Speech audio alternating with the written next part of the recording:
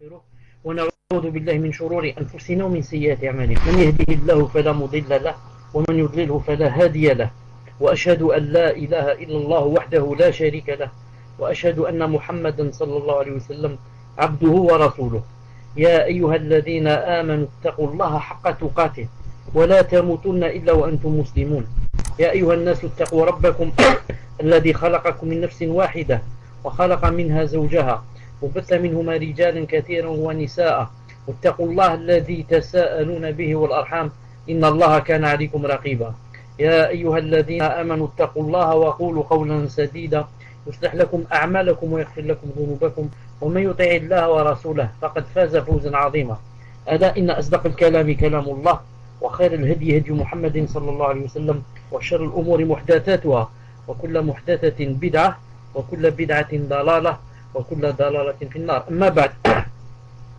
حياكم الله جميعا en cette soirée du 30 Safar 1432 de l'Hégire, ce qui correspond avec le mercredi 2 février 2011. Donc il y a un jour de décalage en ce qui concerne Safar entre chez vous et chez nous. Al-Muhim, dans ce deuxième cours, Inch'Allah Ta'ala, on va citer une deuxième histoire qu'a cité le prophète sallallahu alayhi wa sallam. Et comme j'ai dit la fois passée, cette série que je fais maintenant, ce n'est pas la biographie des prophètes. Non, ce n'est pas Qasas al-Anbiya. Non, c'est ce que notre prophète alayhi salam lui-même a raconté aux Sahaba comme des récits comme ça, comme Qasas, des histoires. Certaines histoires, on les a choisies et, Inch'Allah Ta'ala, on les explique bi'idhnillahi ta'ala. Donc dans ce deuxième récit, on va parler, Inch'Allah Ta'ala, de la mort de Adam alayhi salam. La mort de Adam alayhi salam. Je lis en arabe, j'explique en français, Inch'Allah Ta'ala, je traduis d'après, Inch'Allah Ta'ala, mes capacités. An Utay. Donc d'après ce sahabi qui s'appelle Utay, c'est Ibn Zamra al-Sa'di, radiyallahu ta'ala anhu. قال, il a dit, رأيت شيخا بالمدينة يتكلم. J'ai vu un vieil homme à Médine en train de parler aux gens. يتكلم. فسألت عنه. Alors j'ai demandé aux gens, je leur ai dit, qui c'est celui-là? Qui c'est celui-là qui, les gens sont regroupés autour de lui. فقالوا هذا أبي بن كعب. Ils ont répondu, celui-là, c'est Ubay ibn Ka'b. Ubay ibn Ka'b, vous devez tous le connaître, c'est l'un des grands compagnons et l'un de ceux qui ont embrassé l'islam dès son début. فقال. Donc, Ubay, radiyallahu ta'ala anhu, leur disait, qu'est-ce qu'il leur a dit? Il leur a dit, Inna Adam. Il leur a dit, notre père Adam, que les autres appellent Adam en France, nous en arabe il s'appelle Adam, c'est comme ça dans le Coran. Il leur a dit, Adam, que la paix soit sur lui, lorsque il était dans ses derniers moments avant de mourir, disons juste avant l'agonie, il a dit à ses enfants, hey bani, oh mes enfants, inni ashtahi min thimari jannah, je souhaite manger des fruits du paradis. Je souhaite manger envie, je languis les fruits du paradis. Alors, ses enfants sont partis lui chercher ce qu'il demandait. Mohammed, n'oublie pas le numéro 1, donc lorsqu'ils sont partis, souhait faire, c'est-à-dire lui chercher des fruits du paradis, ils ont rencontré les anges. Et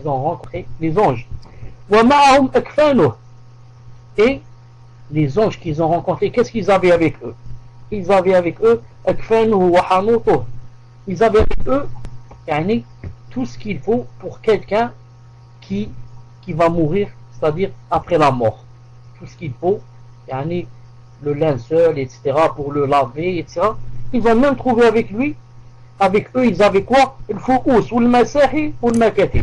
Ils avaient avec eux-mêmes des pelles, des pioches et tout dans on a besoin pour enterrer un mort. Donc ils sont venus vraiment bien équipés. فقالوا لهم, alors les anges leur ont dit, Ya bani Adam, ma turidun wa ma tatlubun.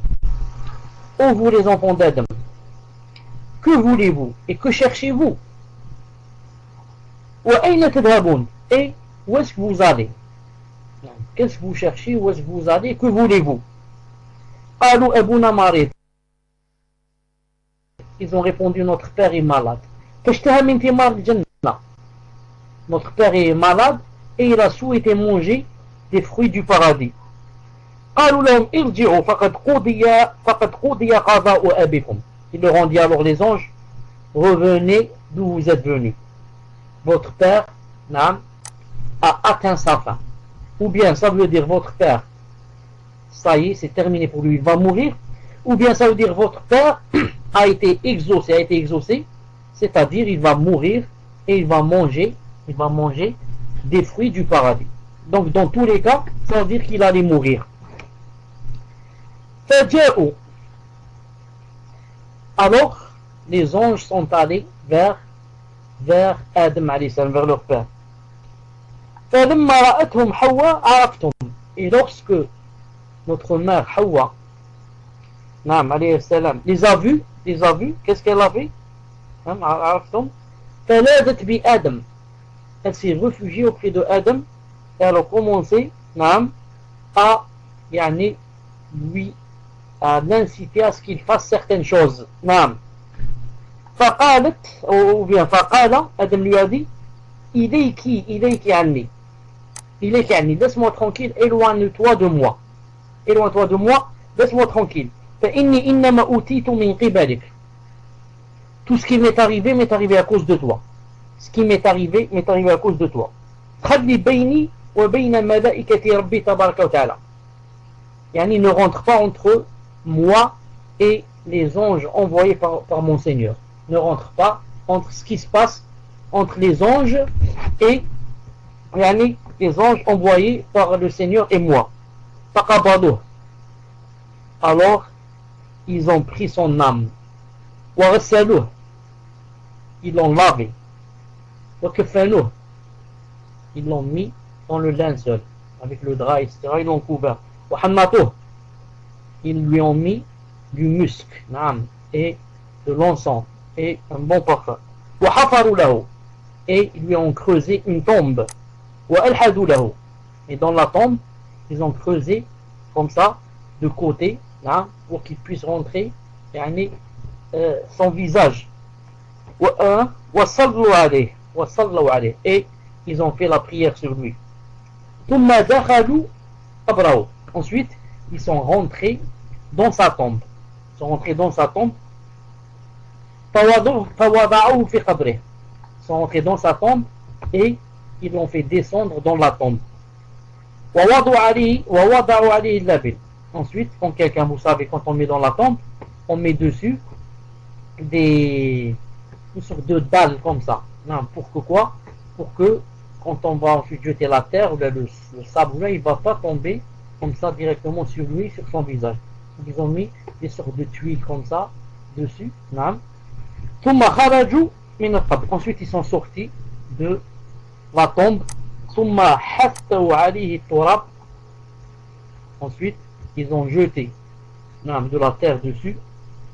Ensuite, ils ont dit, Ya bani Adam, hadi sunnatukum. Oh, vous les enfants de Adam, c'est ça votre sunnah. C'est-à-dire, c'est ça votre façon de faire pour enterrer quand un de vous meurt. Donc, ce hadith, c'est pour Abdullah, le fils de l'imam Ahmed fil Musnad, tome 5, page 136. C'est un hadith authentique, bien sûr. Et en plus de cela, il y a d'autres versions, car vous avez remarqué avec moi que ici, le sahabi qui a rapporté le hadith, qui s'appelle Utay, c'est-à-dire Ibn Damar al-Sa'di, n'a pas dit que le prophète a dit, mais il a dit directement, lorsque Adam était dans ses derniers moments, il a dit à ses enfants ceci, cela. Il n'a pas dit le prophète a dit que Adam directement raconté ça. Et quand c'est comme ça, vous savez, pour ceux d'entre vous qui ont étudié la science du hadith, on appelle ça, dans la science du hadith, on dit un hadith mawqouf. Mawqouf. Quand c'est le prophète qui parle, on dit hadith marfou'.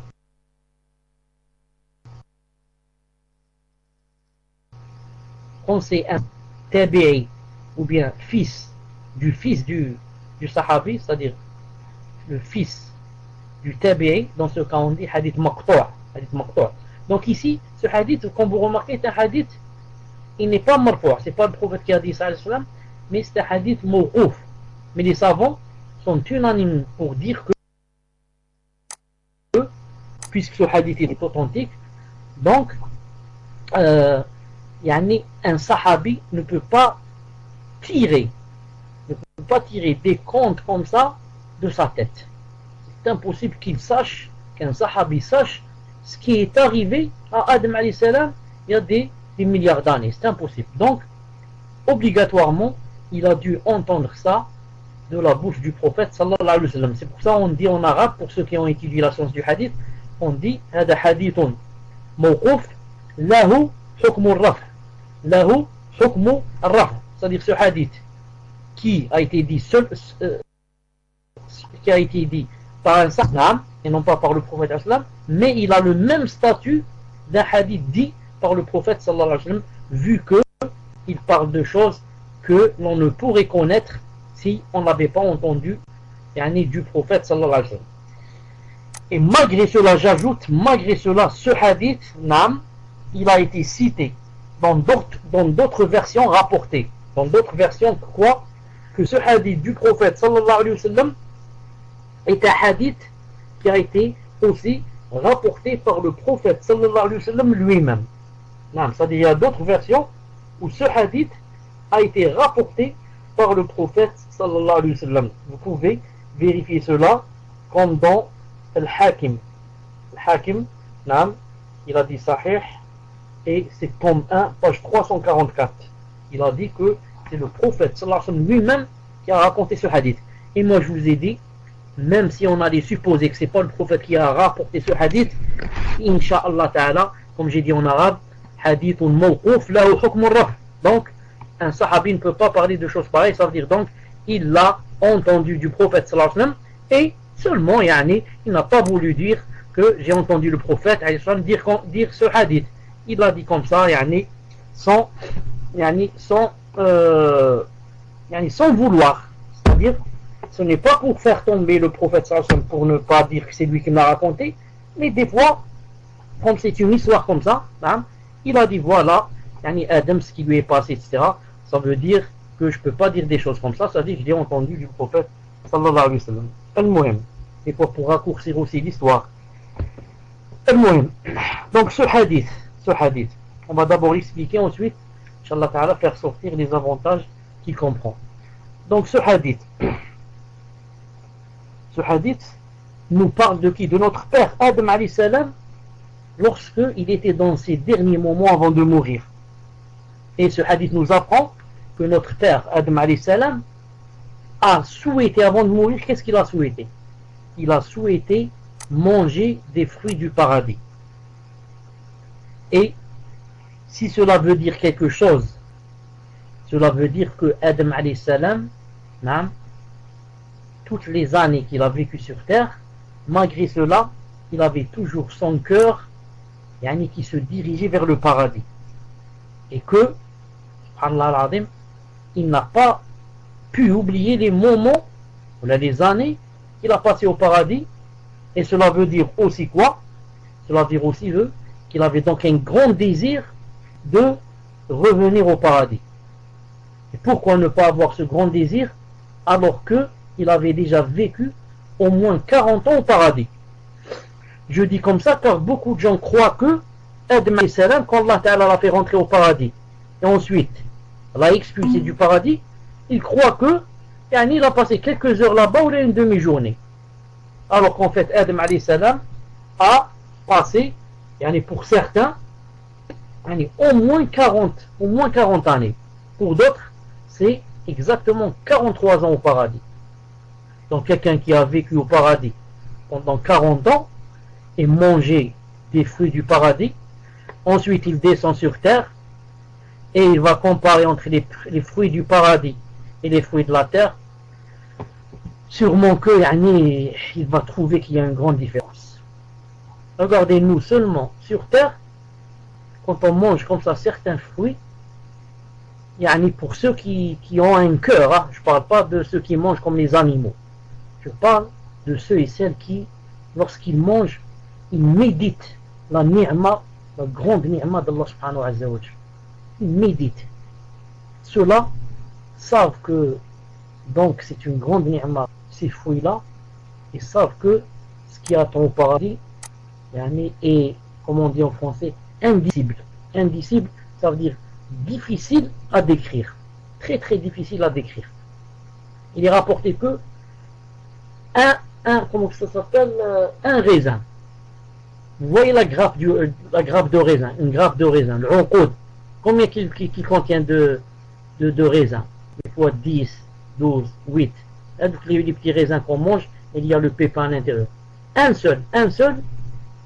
Il y a des hadiths qui disent, et des athars, un seul raisin, habba, c'est pas la grappe, hein, habba.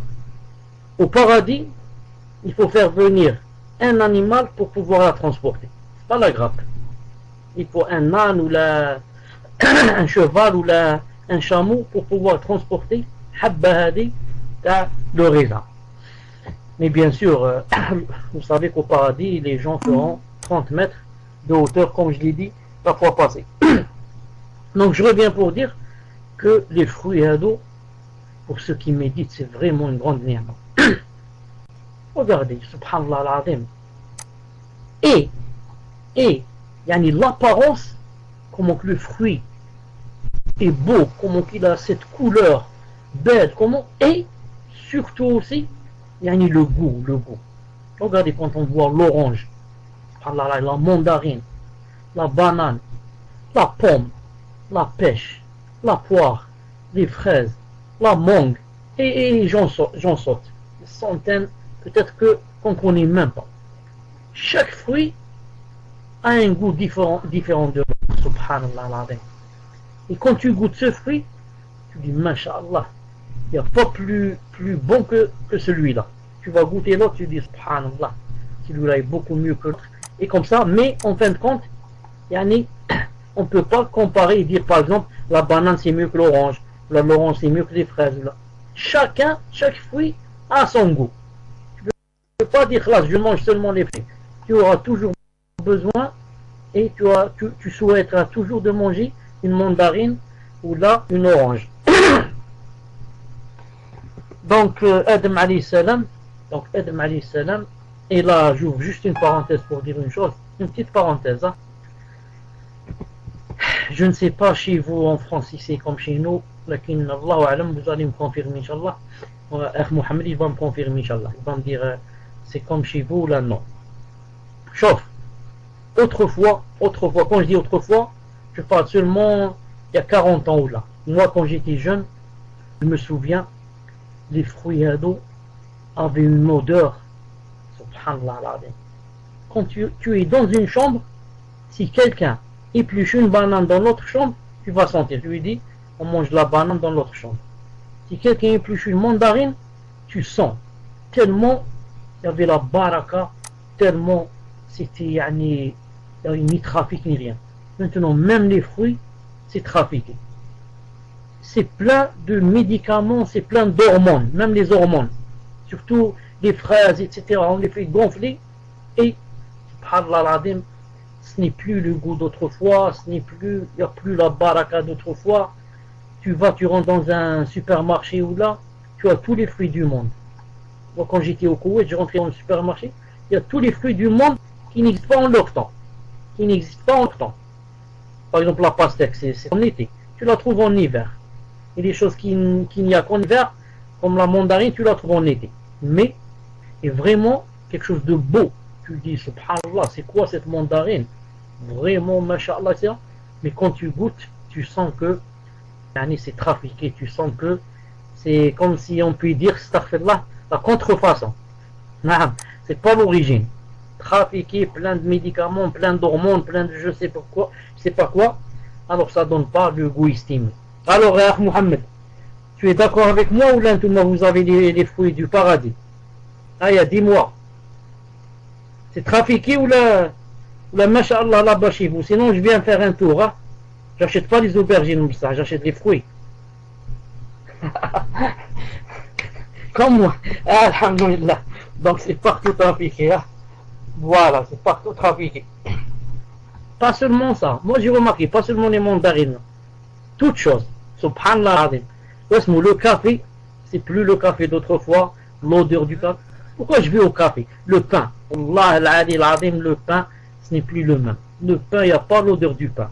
Ils ont ramené des machines, je ne sais pas comment ça s'appelle, d'Italie. Il fait rentrer le pain, un quart d'heure, il sort. Ce n'est pas le pain d'autrefois qui rentrait le four, on le sortait avec une grande, comme ça, un truc, comme une cuillère en bois, une grande cuillère qu'on fait rentrer pour retourner le pain. Ensuite, on le fait sortir ça. Tout ça, ça n'existe plus. C'est maintenant le monde du va-vite, tout est prêt comme ça, fast food. Hein, fast food. Tu rentres, tu manges vite, on te donne n'importe quoi puisque tu es pressé pour manger, et on te bac n'importe quoi, et salam alaikum. Tu passes à la caisse. Donc, Adam alayhi salam, puisqu'il a vécu toute cette période au paradis, qu'il a mangé des fruits du paradis, même quand il est descendu, son cœur était toujours avec quoi? Avec le paradis. C'est pour cela qu'avant de mourir, la première des choses qu'il a demandé à ses enfants, c'était qu'il lui ramène des fruits du paradis. Dans certains hadiths, il a été cité que Adam alayhi salam savait qu'il allait vivre 1000 ans. Et on a vu la fois passée que Adam alayhi salam avait vécu 1000 ans. Donc, on a vu aussi dans le hadith passé qu'il comptait, il faisait des comptes pour voir combien qu'il lui restait. C'est pour ça que quand l'ange de la mort est venu vouloir prendre son âme à l'âge de 940 ans, ou bien 960, il n'a pas accepté.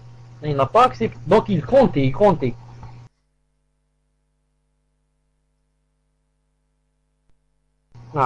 Et il lui restait pas beaucoup pour mourir, et qu'il allait partir vers l'autre monde.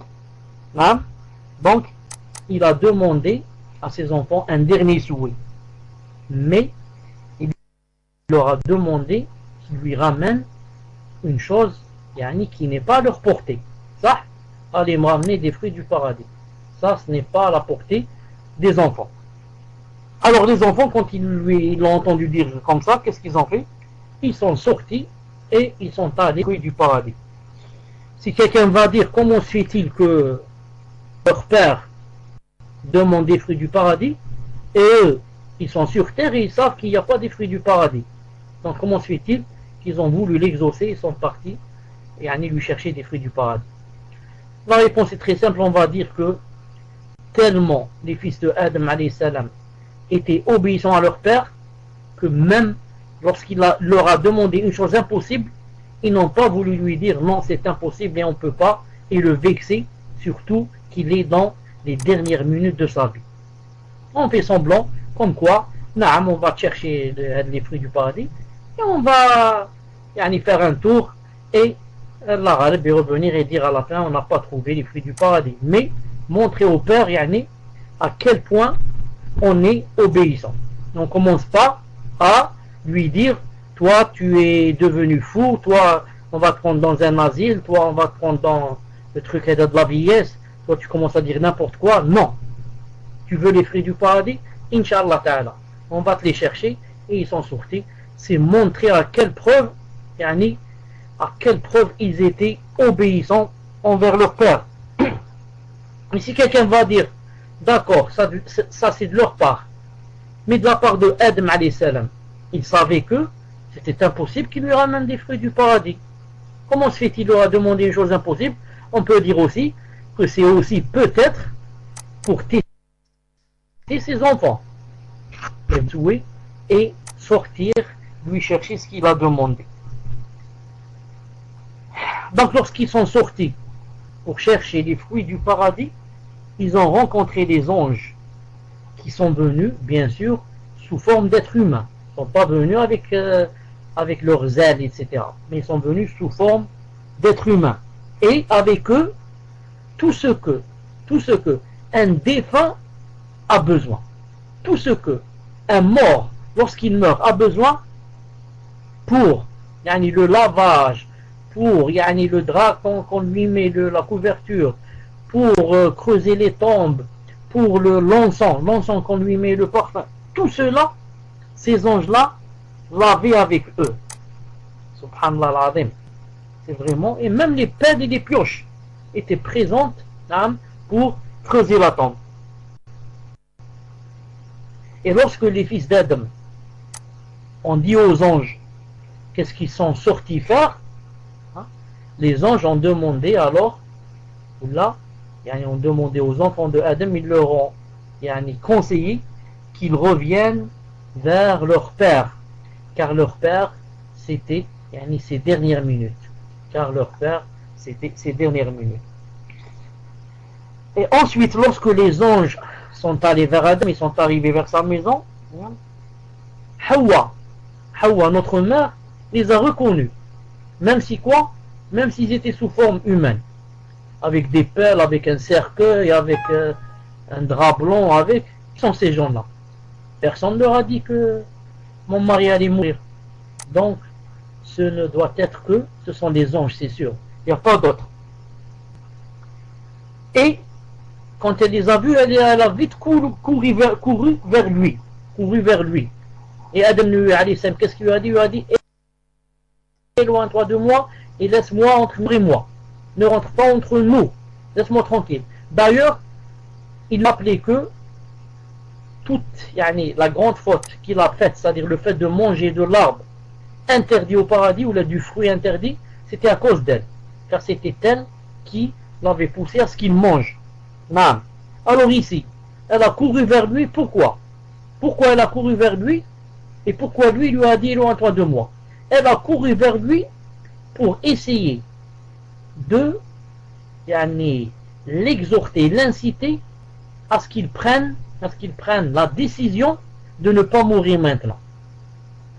Car vous savez que tous les messagers, tous les prophètes, comme je vous l'ai dit une fois, parmi la particularité qu'ils ont, c'est qu'avant de mourir, on les fait choisir. Avant de mourir, on les fait choisir. L'ange maintenant, vous voulez que vous rallonge. Donc elle a couru vers lui pour qu'il prenne la décision de vivre encore. Et de dire aux anges, revenez, j'ai envie de vivre encore. C'est pour ça qu'il lui a dit, éloigne-toi de moi. Éloigne-toi de moi, tu as été la cause de ma descente du paradis. C'est toi qui m'as poussé à manger de l'arbre interdit, et maintenant aussi, quand ils sont venus me prendre pour m'emmener chez mon Seigneur, alors que je souhaite manger les fruits du paradis, tu veux aussi me faire le coup et me faire rester encore sur cette terre. Me faire rester encore sur cette terre. Voyez. Alors Adam alayhi salam ne lui a pas donné d'importance. Mieux encore, ou le pire, il l'a chassé de lui. Il lui a dit, éloigne-toi de moi. Naam. Et laisse-moi entre les anges de mon Seigneur et moi. Ensuite, les anges ont pris l'âme de Adam alayhi salam et ils l'ont lavé, ils ont fait le lavage. Ensuite, ils l'ont recouvert, ils lui ont mis l'encens et ils l'ont même enterré. Quand ils l'ont enterré, ils lui ont mis quelque chose qui s'appelle le lahd. Le lahd, c'est bien dommage que de nos jours, il n'existe presque plus que dans les pays du Golfe. En Arabie Saoudite, moi je l'ai vu au Koweït, c'est sûr que le Koweït et les Émirats et Qatar, donc tout ça, ça se ressemble. Sinon, dans d'autres pays comme l'Algérie, il n'existe plus le lahd. Et le lahd, c'est ça la sunna du prophète sallallahu alayhi wa sallam. Je vais en revenir à la fin, Inch'Allah. Alors Mohamed, si j'oublie de parler du lahd, rappelle-moi, c'est très important si j'oublie. Ensuite, ils ont fait la prière sur lui et ils l'ont fait rentrer dans sa tombe. Ensuite, ils ont mis une sorte de dalle comme ça, ils ont jeté le sable dessus Ensuite, ils ont dit aux enfants d'Adam, c'est comme ça, yani, que vous devez faire avec la progéniture, Inch'Allah Ta'ala. Donc, pour cela, donc on doit savoir que cette façon, yani, d'enterrer, c'est-à-dire laver le mort, lui mettre l'encens, le couvrir, creuser une tombe, etc., tout ça, on le détient de Adam alayhi salam. On le détient d'abord des anges. Ce sont les anges qui nous ont appris comment enterrer. Et ensuite, l'un donné à l'autre, et comme ça, la descendance jusqu'à ce que ça fait bi'idnillahi ta'ala. Et quiconque connaît bien notre prophète Muhammad alayhi salam, sait pertinemment bien, avec certitude, que quoi? Que yani, ce qu'ont fait les anges, ou ce que fait notre prophète, ce qu'il nous a appris, est vraiment conforme et concordant avec ce qu'ont appris les anges au fils de Adam. Donc vous voyez, la sunna du prophète sallallahu est concordante à 100% avec ce que les anges ont appris au fils de Adam. Ah. Ici il dit, et c'est dommage, et là je vais dire ce que j'ai dit à Mohamed me rappeler, c'est dommage que beaucoup de gens, beaucoup de peuples même, des communautés et des peuples, beaucoup, des millions ou bien des milliards, en quoi on dévié de la vraie façon, yani, comment on doit enterrer une personne. Là, beaucoup de peuples ont dévié de la droiture dans le fait de quoi? Dans le fait d'enterrer un mort. C'est pour cela que tu trouves certains, qu'est-ce qu'ils font? Comme en Inde par exemple, là en Asie, qu'est-ce qu'ils font? Ils brûlent leurs morts. Le feu avant le feu. Le feu de la terre avant le feu de l'enfer. Comme a dit Allah Ta'ala dans le Coran, il a dit ceux-là, on va les punir 2 fois. Non. On va les châtier 2 fois. Brûler ici vif et brûler dans l'au-delà en enfer. Et d'autres, regardez, c'est les extrêmes. Hein. Celui-là, il brûle le mort. L'autre, Zama, il veut lui donner, il veut le gâter, qu'est-ce qu'il lui fait? Il va lui construire la pyramide, comme les pyramides en Égypte. Et ils vont le mettre à l'intérieur et le remplir d'or. Et certains l'enterrent même avec le manger. Ils disent parce qu'il aura besoin de, par exemple, telle nourriture, ou bien il aimait tel ou tel fruit. Et ils l'enterrent comme ça, avec l'or, avec les parures, avec les bracelets, avec... C'est pourquoi, vous l'aurez compris, les gens n'ont jamais arrêté de fouiller, surtout ceux qui habitent en Égypte et là où il y a des trésors, n'ont jamais arrêté de fouiller dans le but de peut-être trouver une momie ou trouver un mort ou pourquoi? Parce que s'ils trouvent le mort, ils vont trouver obligatoirement avec lui de l'or. Parce qu'autrefois, ils enterraient leur mort avec de l'or. Donc si tu trouves le mort, tu ne vas trouver que des os, peut-être tu ne le trouves pas du tout, mais tu trouveras l'or qui restera comme ça tout le temps, à sa place. Et c'est très dommage qu'en Égypte par exemple, ils ne connaissent pas, du moins s'ils connaissent, ils n'appliquent pas cette sunna du fait qu'il faut enterrer le mort, creuser une tombe et l'enterrer. Mais en Égypte, la plupart, quand je dis la plupart, disons 98%. Qu'est-ce qu'ils font? Ils creusent, mais pas une tombe. Ils mettent comme ça des escaliers qui descendent 4 ou 5, ensuite une porte qui s'ouvre, tu rentres à l'intérieur, c'est comme une cave, et tu déposes le mort comme ça, et tu le laisses.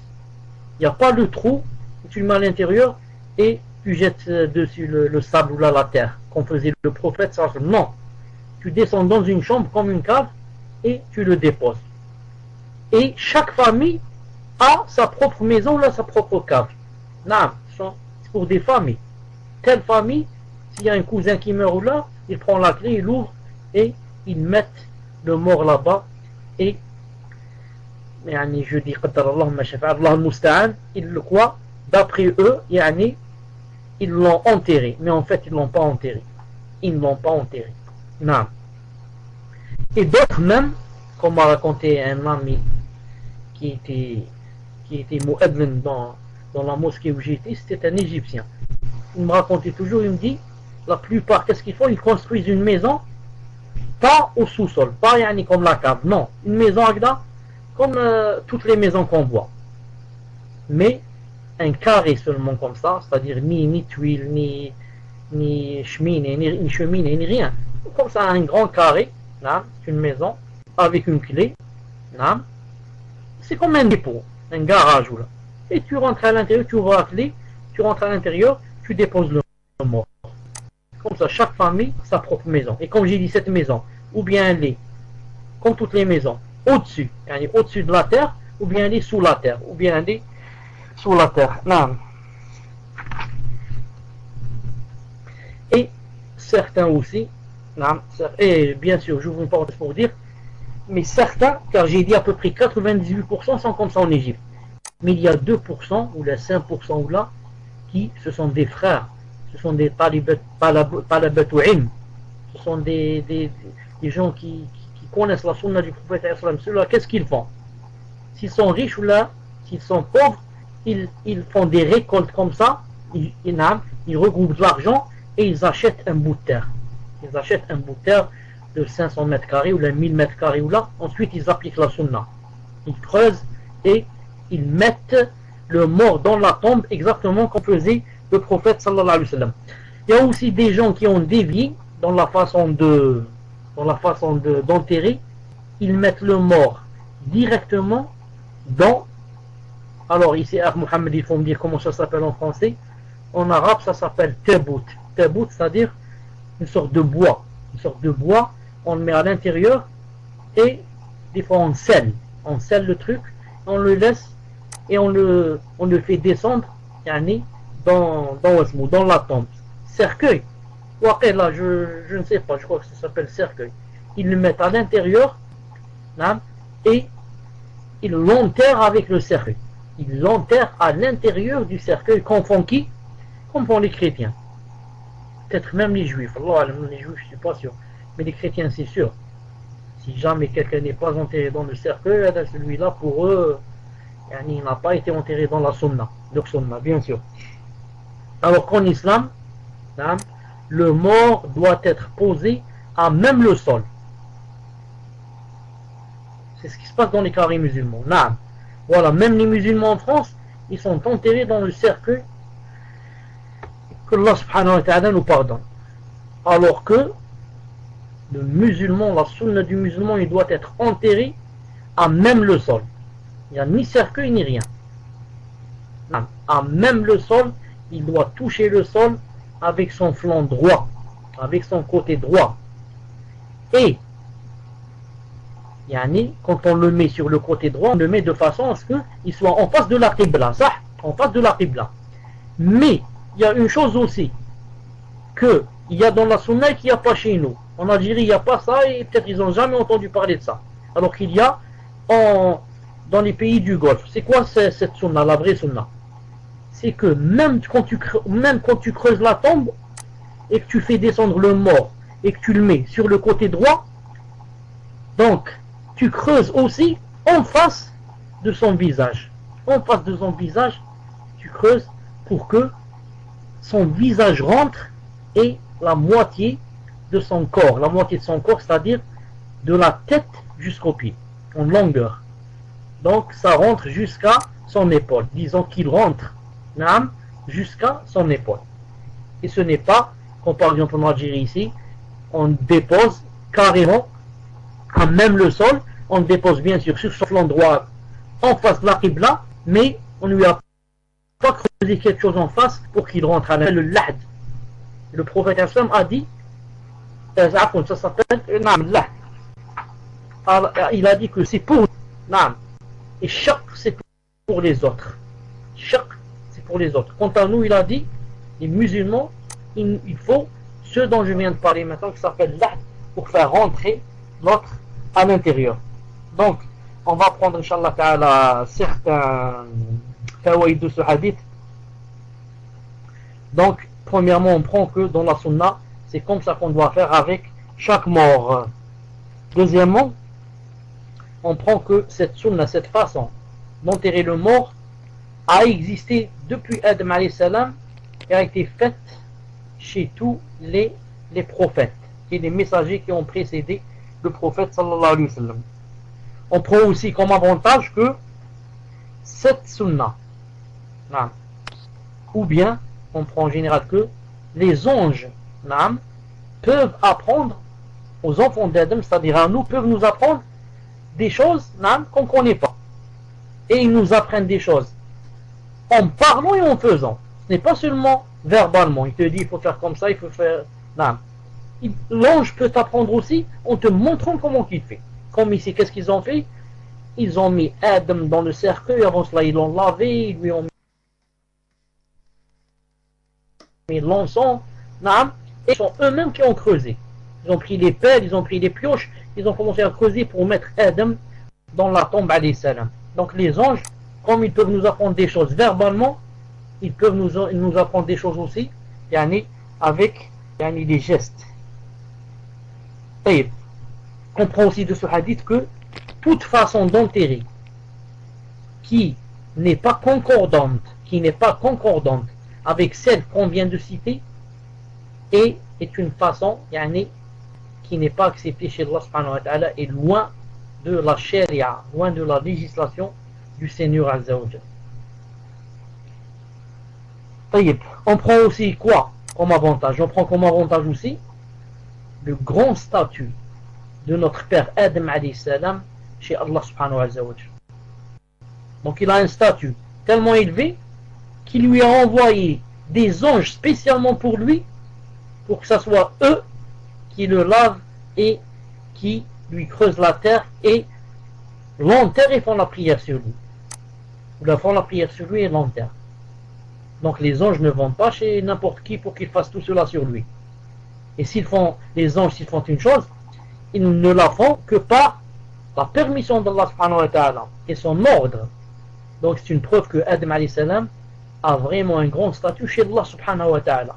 Il lui a envoyé des anges spécialement pour lui. Non.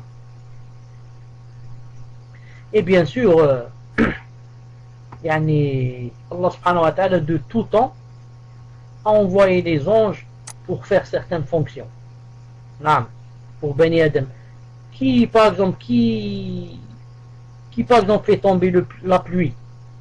Ce n'est pas un ange qui a cette fonction, qui fait sortir les herbes de la terre et les plantes, bi'idnillah, et la pluie, j'ai dit bi'idnillah, qui va sonner dans le corps hadak, qu'on appelle aussi la corne, qui faisait descendre la révélation. C'est pas aussi un ange qui va écrire dans le ventre de la femme, le 4e mois, qui va écrire si c'est un garçon ou une fille, combien qu'il va vivre, est-ce qu'il sera heureux ou malheureux, et quels sont les biens qu'il va avoir. Ce n'est pas un ange qui le vendredi, quand on va à la mosquée, qui sont assis devant la porte et écrivent le premier, le deuxième, le troisième qui va venir. Ce ne sont pas des anges, ce sont des anges. Qui va prendre nos âmes lorsqu'on va mourir? Ce sont des anges. Qui, lorsque l'homme demande à sa femme qu'elle lui donne son droit intime, et qu'elle n'accepte pas sans raison, elle n'est ni malade ni rien, elle n'accepte pas, qui va la maudire jusqu'au lendemain, c'est un ange ou c'est pas un ange? Ce sont des anges, vont la maudire jusqu'au lendemain. Regardez, donc même les êtres humains, Allah subhanahu wa ta'ala leur envoie des anges pour les travailler et les aider.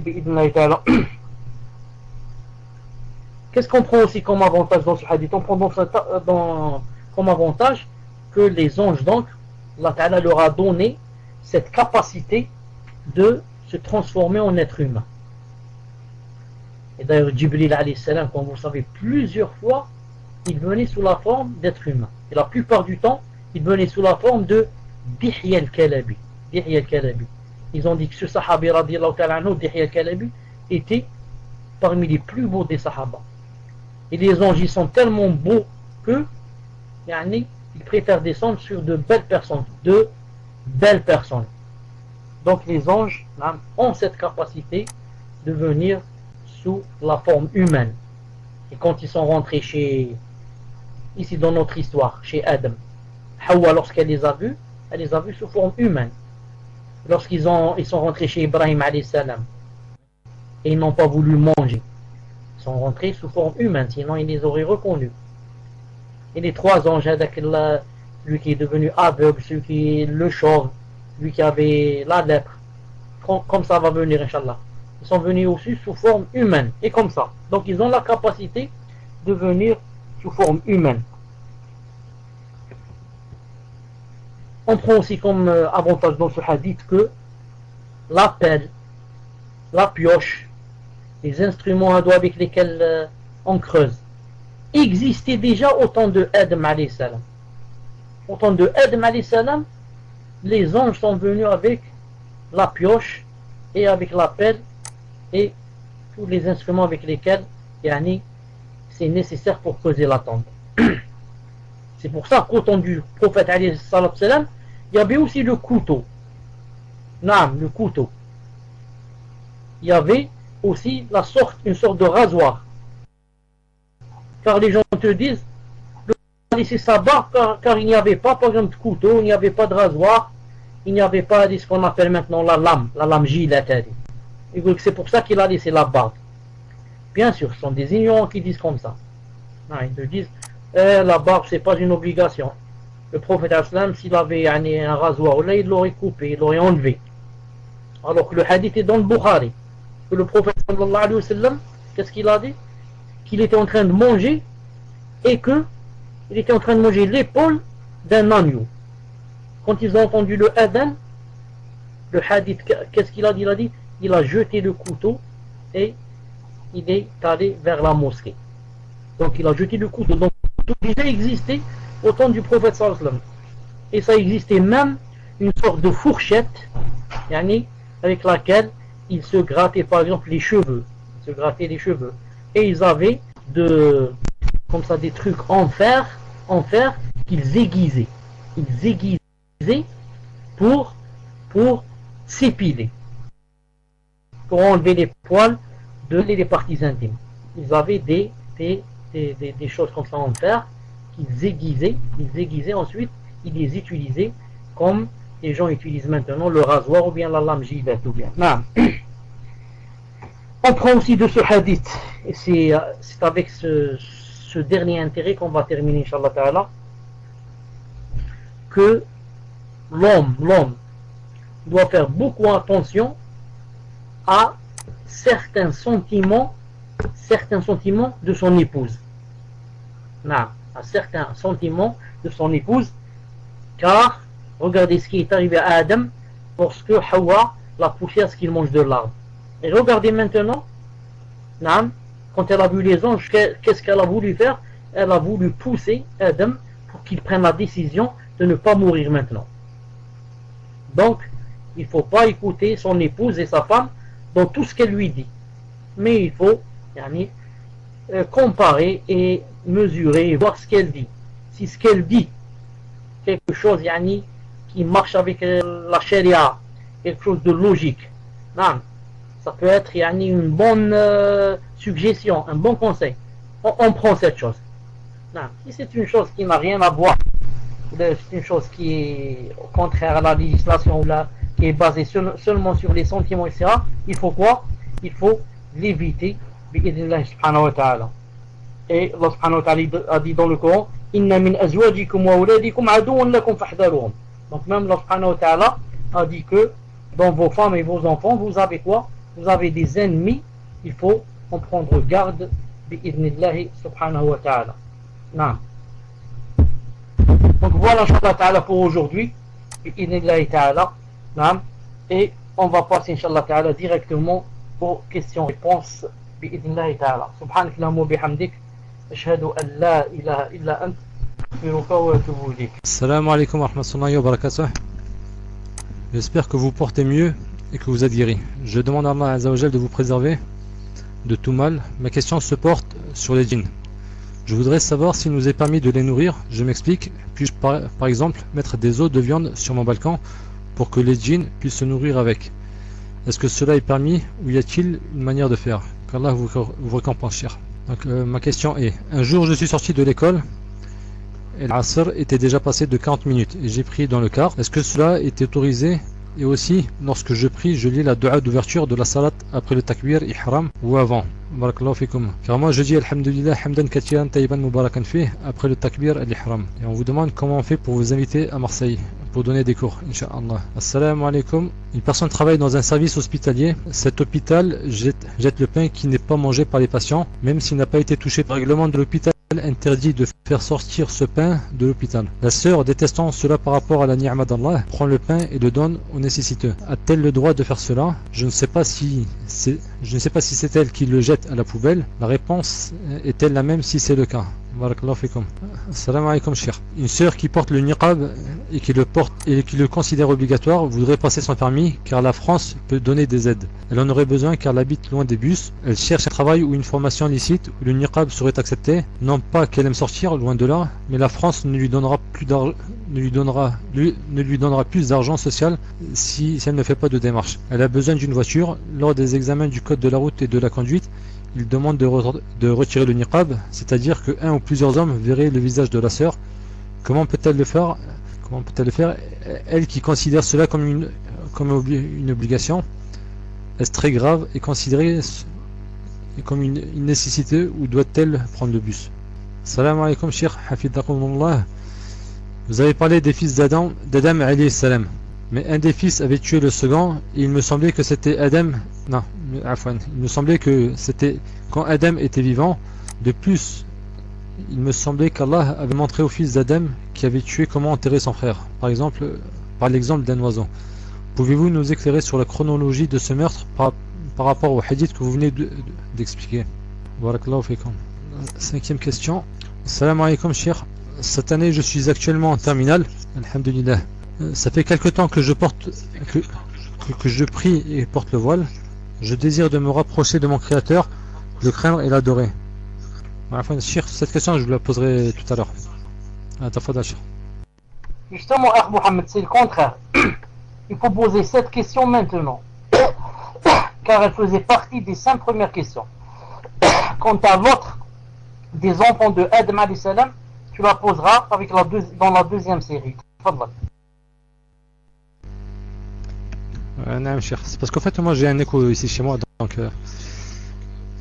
et comme les questions, il y a des personnes qui m'ont toujours pas envoyé leurs questions, je suis obligé de passer à d'autres, ce qui fait que je suis un peu perdu au niveau de l'ordre. Khair, Inch'Allah. Donc la question c'est, cette année je suis actuellement en terminale. Alhamdulillah, ça fait quelque temps que je prie et porte le voile. Je désire me rapprocher de mon Créateur, le craindre et l'adorer. Je souhaite m'instruire et j'ai entendu parler d'une école de Cercy à Saint-Denis. Ça fait quelque temps que, en comparant mes débuts lorsque je rentrais dans le djinn et maintenant je baisse, et je me rends compte que je n'arrive pas à conjuguer la recherche du savoir islamique et l'école française. Malgré le fait que je fasse des cours à la mosquée le dimanche, je veux apprendre plus. Et j'ai songé à me consacrer à ce que je juge être le plus nécessaire, donc important et même vital, et qui m'intéresse, et laisser l'école française après avoir le bac, Inch'Allah. Le problème, c'est que d'une certaine manière, comme je voudrais faire hijra, et que de nos jours, pour pouvoir connaître des gens, ou du moins un certain bagage, je pense que j'aurais besoin de me diplômer. Mais je ne veux pas poursuivre mes études françaises au détriment du recherche de la science en islam. Pouvez-vous me conseiller, s'il vous plaît? J'ai l'impression que de douter comme cela, c'est de ne pas faire confiance en Allah Azza wa Jal, qu'Allah me pardonne. Mais la vie est peut-être le lendemain, et après, n'a-t-il pas dit qu'il faut profiter de sa jeunesse? Avant cela, wa ta'ala, refouler de vous tout mal et attirer vers vous tout bien yani, qui soit de cette vie ou de l'au-delà. Je vais commencer par la dernière question que franchement je n'ai pas. On m'entend pas, Mohamed, et que ces études ne se contredisent pas avec la charia. Non. Dans ce cas, il ne faut pas hésiter pour apprendre, Inch'Allah Ta'ala, surtout si les études aident yani, par exemple, dans la société musulmane. C'est un peu comme le médecin, c'est un peu comme une femme qui est gynécologue, c'est un peu comme l'infirmière, c'est un peu comme celle qui enseigne, comme ça. De l'autre côté, on doit toujours donner la primauté à la science religieuse sur toutes les autres sciences. Car on peut être le plus grand médecin, on peut avoir le prix Nobel de physique et se trouver en enfer ou l'aïadou. Comme le contraire, on peut être analphabète, n'avoir jamais été à l'école et se trouver parmi les premiers au paradis. Donc moi je dois faire, Inch'Allah Ta'ala, d'abord ce qui ravit Allah subhanahu wa ta'ala. J'essaie en premier lieu de joindre entre les deux tant que c'est possible. Tant que c'est possible, je joins entre les deux. L'islam ne m'a jamais interdit à ce que j'apprenne d'autres matières ou d'autres sciences. Mais il m'a interdit, si ça s'oppose et ça ne marche pas ensemble, de choisir cette vie sur l'au-delà. Voilà ce qu'il m'a interdit. Il m'a interdit, si ça ne peut pas concilier, si je ne peux pas concilier les deux, il m'a interdit de choisir cette dunya sur l'au-delà. Voilà, je réponds Inch'Allah Ta'ala en général, car je n'ai pas bien compris la question. Pour la première, celle des djinns, il n'est pas permis de faire ce que veut faire la personne. Car le prophète Ali Sassam ne l'a pas fait, les compagnons ne l'ont pas fait, les savants ne l'ont pas fait, et quatrièmement, on va s'attirer leurs ennuis. Les djinns vont se dire donc, parce que les djinns, ça, il n'y a pas toujours les musulmans, aussi les kuffars. Ils vont dire donc celle-là, il y a aussi des faussaires, même s'ils ne sont pas kuffars, ils sont musulmans, mais ils sont des pervers. Les pervers, il y en a qui boivent de l'alcool, qui font la zina, qui volent, qui. Donc ceux-là, qu'est-ce qu'ils vont dire? Ils vont dire donc cette personne, peut-être que elle veut rentrer en contact avec nous. Donc peut-être qu'elle veut travailler avec nous. Peut-être qu'elle veut se marier avec l'un de nous. Peut-être, et après ils vont lui faire du tort. Ils vont lui dire c'est toi qui nous cherchais, c'est toi qui veux nous faire manger, c'est toi ceci, c'est toi cela. Mais si la personne veut faire du bien, elle fait comme faisait le prophète avec ses compagnons, c'est-à-dire, par exemple, les eaux, elle les emploie pas dans des choses qui sont pas bien, pour ne pas gâter le manger des djinns.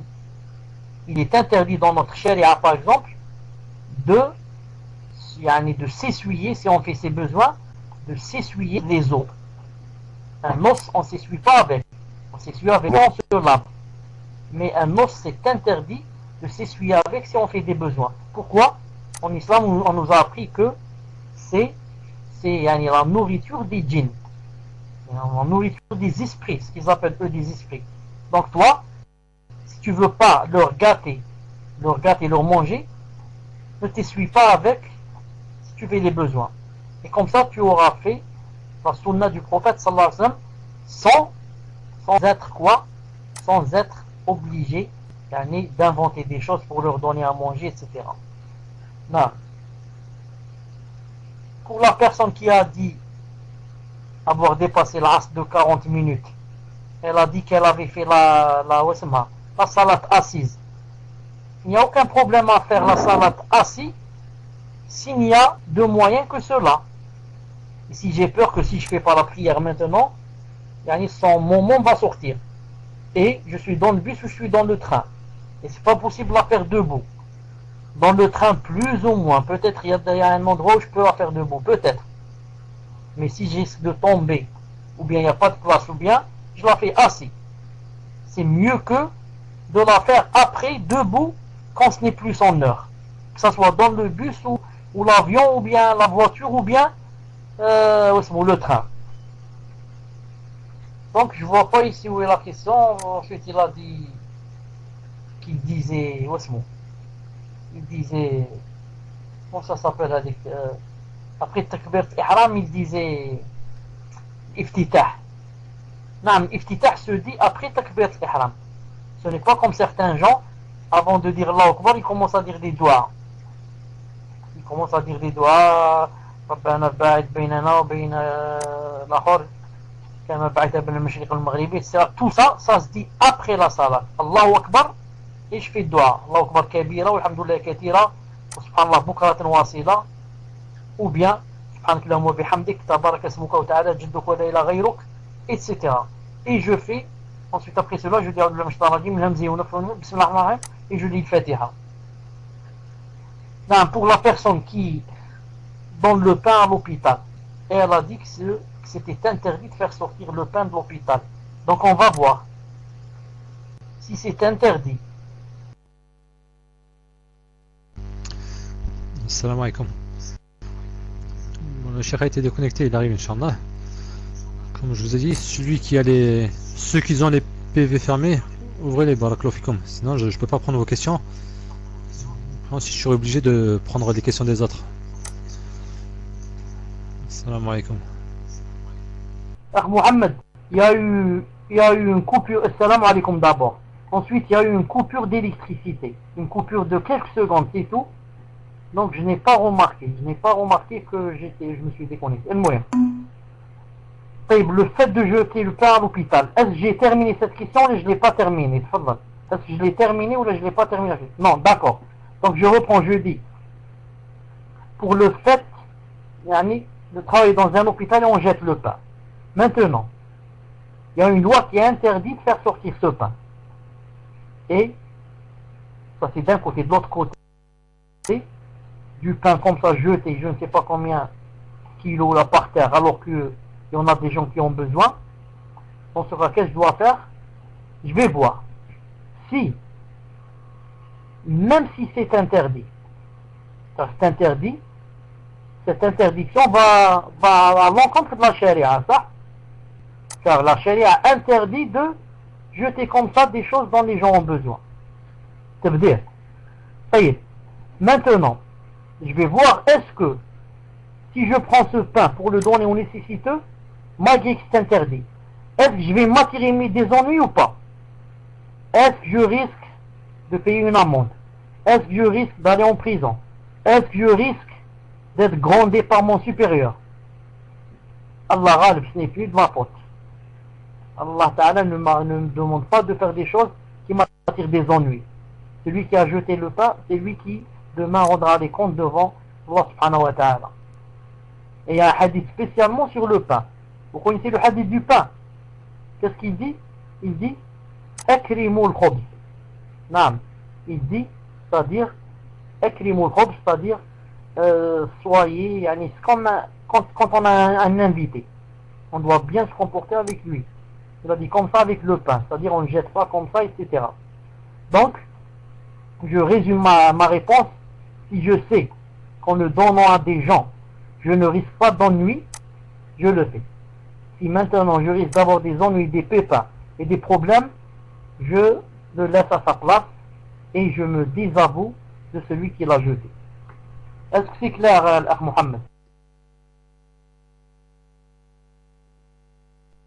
Alhamdulillah. Pour la sœur qui porte le niqab et qui en même temps le porte avec conviction que c'est une obligation. Dans ce cas, pour passer le permis, elle n'a pas le droit de retirer son niqab. Et par conséquent, elle n'a pas le droit de passer le permis. Car les savants ont dit, passer le permis pour une femme, ils ont dit ça rentre pas dans l'obligation. Non, ce n'est pas une obligation pour que chaque femme ait le permis de conduire. Non, elle peut rentrer au paradis sans avoir de permis de conduire. Elle peut vivre toute sa vie sans avoir de permis de conduire.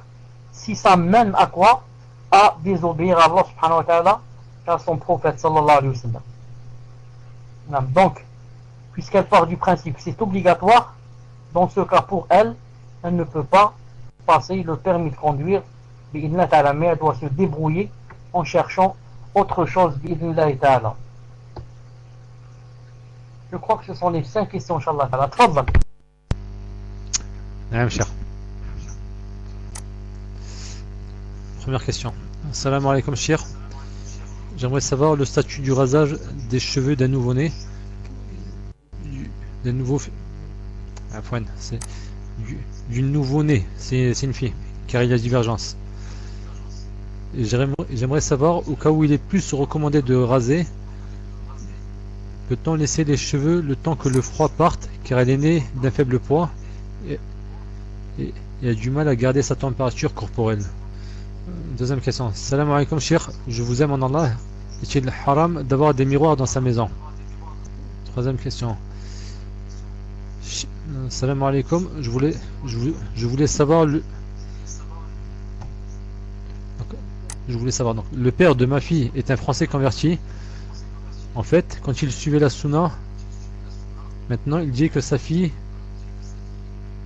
Enfin, parce que la question elle est mal rédigée. Je voulais savoir, le père de ma fille est un Français converti. En fait, quand il suivait la sunna, maintenant, il dit que ça vient pas du prophète, sallallahu alayhi wa sallam, mais des gens, dans ma question, c'est qu'il peut être le tuteur de ma fille pour son mariage. Barakallahu fikum. Inch'Allah, essayez de bien rédiger vos questions. Barakallahu fikum.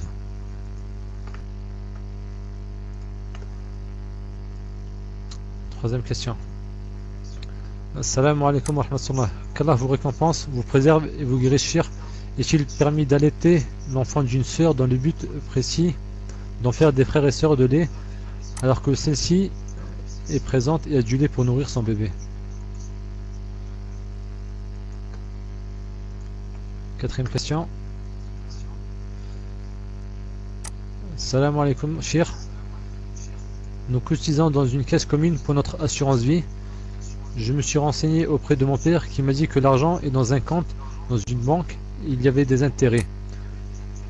Dois-je continuer à cotiser avec eux?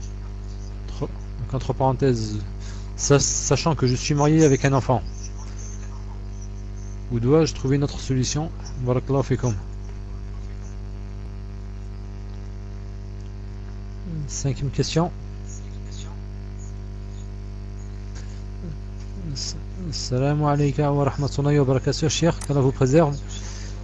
Cher, le fait de faire le fajr assis dans une voiture alors que l'on peut la faire dehors, debout, est-ce que cela annule ma prière, ya cher? Dois-je refaire les deux prières Dhuhr et l'Asr que j'ai effectuées dans cette circonstance, Inch'Allah? Allahu jazakum bi khair, cher. Cher, ça fait... C'est quatrième ou cinquième question? C'est déjà la cinquième, Inch'Allah. Tu as posé 5 questions. Mais je te demande, Inch'Allah ta'ala, de répéter la troisième. Je te demande, Inch'Allah ta'ala, de répéter la troisième. Fadhal. Lève la main pour que je te vois. Naam, cher, afwan. Est-ce que vous savez de quoi ça parlait, cher? Parce que comme je vous ai dit, moi les questions là je les ai pas trop dans l'ordre. Étant donné qu'il y a des personnes, ils ont toujours pas envoyé leurs questions. Donc je suis obligé de garder le PV ouvert. Ah, mais t'en faudra, cher.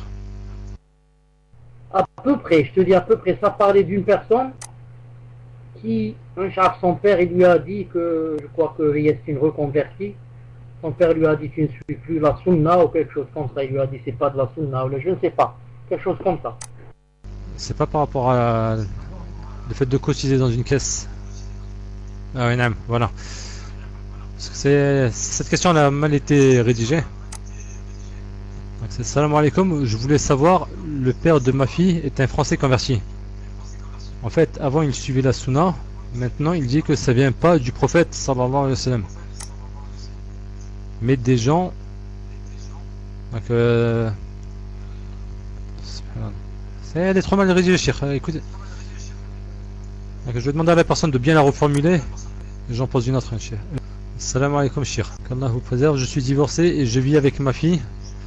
chez mes parents. Et c'est très tendu en ce moment avec mes parents, mon père en particulier. Il ne me parle pas et m'en veut depuis des années. Je ne sais pas pourquoi. Il me déteste même depuis toute petite. Je ne sais pas comment faire. Il rate aucune occasion pour me rabaisser et faire des doigts contre moi. J'en souffre énormément. Est-il permis de prendre un appartement avec ma fille pour pouvoir être mieux moralement et avancer dans mon dîn? Cette personne parle de qui? J'ai pas entendu. Cette personne parle de qui quand elle a dit qu'il me déteste, il me rabaisse, etc. Elle parle de qui? Cher, c'est son père en fait qui la rabaisse, qui fait des doigts contre elle. Donc elle demande si elle peut prendre un appartement et vivre seule avec sa fille, Inch'Allah, pour avancer dans son dîn.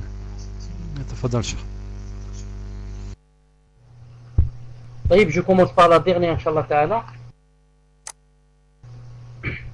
Si elle quitte l'appartement pour aller vivre seule et qu'elle sait qu'en vivant seule, il n'y aura pas de tort par rapport à son père. C'est-à-dire que son père peut vivre aussi. Il n'a pas besoin d'elle pour qu'elle l'habille, pour qu'elle lui donne à manger, pour qu'elle lui etc. Et comme ça. Si elle sait que il peut vivre indépendamment d'elle et qu'il lui a donné son consentement et pour qu'elle parte vivre seule avec sa fille, qu'elle parte. Il n'y a aucun problème pour qu'elle vive seule si elle sait qu'elle est en sécurité. Mais à condition que son père ne soit pas contre cet avis bi'idnillahi ta'ala. Non. Ensuite pour le rasage, du bébé si c'est une fille. D'abord, si c'est une fille, il y a quoi? Il y a une divergence. Et moi, Inch'Allah Ta'ala, je suis de l'avis qui dit que même la fille, on la rase. C'est aussi l'avis de Cheikh Al-Albani, rahimahullah. Et c'est aussi l'avis de l'imam Malik qui a été cité dans le Mawta, que l'une des filles de Fatima, la fille du prophète, l'une de ses filles, quand elle l'a eu, elle lui a rasé ses cheveux. Reste maintenant,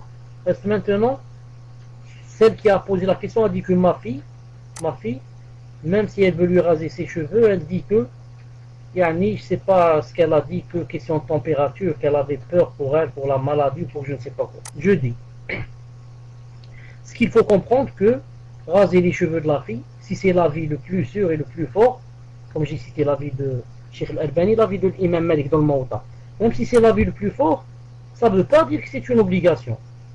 Beaucoup de gens, surtout ceux qui sont nouveaux dans la religion, croient quoi? Et ils ne font pas de différence entre la sunna et l'obligatoire. Ils croient que tout ce qui est sunna c'est obligatoire. Si on ne le fait pas, on va aller en enfer. Il faut bien faire la différence entre sunna et sunna mu'akkada, ensuite obligatoire. Donc, raser les cheveux d'un bébé quand il naît, ce n'est pas une chose obligatoire. Une sunna. Tu l'as fait, alhamdoulilah, tu l'as fait pas, il y a des récompenses que tu n'as pas eues, qui ne sont pas rentrées dans ton compte, à cause de tu n'as pas fait une sunna. Donc ici on va mesurer, on va faire la balance. La personne dit que son enfant, je ne sais pas qu'est-ce qu'il a, et la température, je ne sais pas qu'est-ce qu'elle a dit, il est chaud, ou là, je ne sais pas quoi, il risque de prendre froid, ou là il fait froid, ou là je ne sais pas quoi. Donc là, on mesure et on voit. Si je sais qu'on lui rase ses cheveux, je vais lui faire du tort et elle va avoir mal à cause du froid, ou est-ce qu'elle est malade, ou là elle a dit elle est faible, ou là j'ai pas bien entendu, dans ce cas il vaut mieux ne pas lui raser.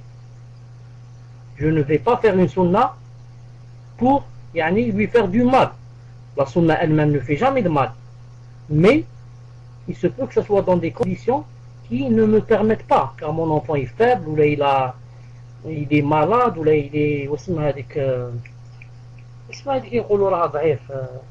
l'anémie, peut-être qu'il a l'anémie peut-être. Donc il faut voir si je suis dans les conditions d'appliquer la sunna ou si je ne le suis pas. Et la deuxième question, la personne qui a dit si c'était permis d'avoir des miroirs à la maison. D'avoir des miroirs à la maison. Je dis à cette personne que ça se voit, et Akhil Karim ou la Ukhti, que tu pardon, je ne veux pas vexer la personne là, je parle en général comme ça, il vaut mieux. Il y a beaucoup de gens qui ne connaissent pas des hadiths qui sont très connus chez tout le monde. Comme le hadith du prophète sallallahu alayhi wa sallam qui dit quoi? Qui dit que le musulman est pour le musulman comme un miroir. Il a déjà employé le mot miroir, ce qui veut dire que ça existe, et ça, il a dit le musulman est pour son frère comme un miroir. Ensuite le hadith, l'autre qui est très connu, que le prophète sallallahu alayhi wa sallam se regardait dans le miroir. Et certains ont ajouté qu'il disait Allahumma hassin akhlaqi kama hassanta khuluqi. Ya Allah, yani, soignez, ou yani, donnez-moi un meilleur comportement comme vous m'avez donné un beau physique, quelque chose comme ça. Je veux dire par là, je profite, je saute sur l'occasion pour dire que beaucoup de nos frères et sœurs, ou bien de talabatul ilm, de ceux qui demandent la science, se trompent ici en parlant de ce que je viens de dire sur le miroir, que le prophète aslam regardait dans le miroir et disait la doua que je venais de dire. Les savants ont dit, ceux qui disent ça ont en fait joint entre deux choses qui dans la sunna n'ont pas été jointes. C'est-à-dire que Sah, le prophète, avait un miroir et que d'habitude il se regardait dans le miroir. Et que Sah, c'est vrai aussi que le prophète disait Ya Allah, donnez-moi un bon comportement comme vous m'avez donné un beau physique. Mais ce qui n'est pas vrai, c'est quoi? C'est de joindre entre les deux et de dire cette doua quand on se voit dans le miroir. Je ne sais pas si vous avez compris. C'est-à-dire qu'il est dans la sunna, c'est permis de regarder dans le miroir. C'est permis aussi de dire Ya Allah, donnez-moi un bon comportement comme vous m'avez donné un beau physique. Mais ce n'est pas, le prophète ne le faisait pas quand il regardait dans le miroir. Mais il le disait comme ça quand il était assis ou là, quand il marchait ou là, dans la mosquée ou là, pas dans le miroir. Donc si quelqu'un dit Ya Allah, hassin akhlaqi kama hassanta khuluqi, et il ne le dit pas devant le miroir, il a dit comme a dit le prophète sallallahu alayhi wa sallam. Mais dire comme croient certains que ça se dit seulement quand on regarde le miroir, c'est pas vrai. Le hadith est faible en ce sens. Al-Muhim. La troisième question, donc, je ne l'ai pas écrite. Non, je ne l'ai pas écrite, je ne l'ai pas comprise. Quatrième question. Allaiter, est-ce que c'est possible d'allaiter pour avoir des frères et des sœurs, même si la sœur qui allaite a toujours du lait? Là, j'ouvre une parenthèse qui est très importante pour dire aussi que beaucoup de sœurs, beaucoup, des centaines, des milliers, surtout en France, se trompent et croient que c'est obligé d'allaiter mon fils 2 ans. Dites même qu'il y a un verset en ce sens, alors que le verset a tout juste dit qu'il fallait ou bien allaiter ou bien faire allaiter. C'est-à-dire, ce qui est interdit, c'est de laisser mon bébé mourir comme ça, sans lait, alors que j'ai du lait. Mais si je ne veux pas que ce soit moi qui lui donne mon lait, je dis à mon mari, il faut faire venir une femme qui l'allaite. Et s'il a les moyens, il doit lui faire venir une femme qui l'allaite, s'il a les moyens. Non, ce n'est pas obligé que ce soit elle qui l'allaite, comme croient beaucoup de gens, que c'est obligé, et c'est obligé 2 années. Si elle l'allaite, il y a seulement 1 année, elle a fait quoi? Elle a fait des péchés. Et moi, maintenant, si une sœur a du lait, et que sa voisine lui dit par exemple, je voudrais allaiter ton garçon, pour qu'il devienne frère à mes enfants, là, c'est possible, à condition de prendre au moins 2 témoins et de bien noter cette chose pour que après, la progéniture, ça ne va pas se mélanger. Car après, donc, le fils de cette sœur et la fille de la voisine vont devenir des frères de lait. Donc il faut bien écrire ça quelque part et bien le dire aux gens et les témoins, etc. pour qu'il ne va pas peut-être se marier avec elle sans le vouloir. Ou bien son fils va se marier avec sa fille. Le fils, c'est-à-dire de ce garçon, avec la fille de la fille de la voisine plus tard. Donc ce n'est pas facile d'allaiter n'importe qui, même si c'est permis. Il faut bien être prudent. Il faut bien être prudent pour que ça ne se mélange pas. Ça se mélange pas. La personne qui a dit qu'elle avait fait la salade assise, parce qu'il n'y avait pas comment elle était dans le bus ou dans l'avion ou là ou là. Ensuite, maintenant quand elle arrive chez elle, est-ce qu'elle refait la salade? Jamais de la vie. Jamais en islam, on ne refait une salade. Jamais. En islam, on fait la salade qu'on a oublié. J'ai oublié une salade, je me suis rappelé maintenant que hier j'avais pas fait de dor. Je vais faire maintenant le dor. J'étais malade, je me rappelais pas, etc. J'ai pas fait maintenant. Tandis que faire une salade en son moment, assis, parce que je n'ai pas les moyens de la faire debout. Et Allah Ta'ala dit dans le Coran, la yukallifullahu nafsan illa wus'aha. Ensuite, une heure après, quand j'arrive chez moi, aller la refaire debout, ça veut dire quoi? Ça veut dire donc celle que j'ai fait en étant assis n'a pas compté. Ça veut dire que ce n'est pas une vraie salade. Je l'ai faite comme ça juste pour la preuve, je suis en train de la refaire maintenant. Alors que si j'avais mis dans mon cœur que c'est une vraie salade et que, étant dans des conditions difficiles, je n'ai pu la faire qu'assis, si j'avais mis ça dans le cœur, je ne l'aurais pas répété. Non, je ne l'aurais pas refaite. Donc la salade ne se refait pas. Barakallahu fikum. Voilà, Inch'Allah, pour les questions qui me sont arrivées. Tfadal.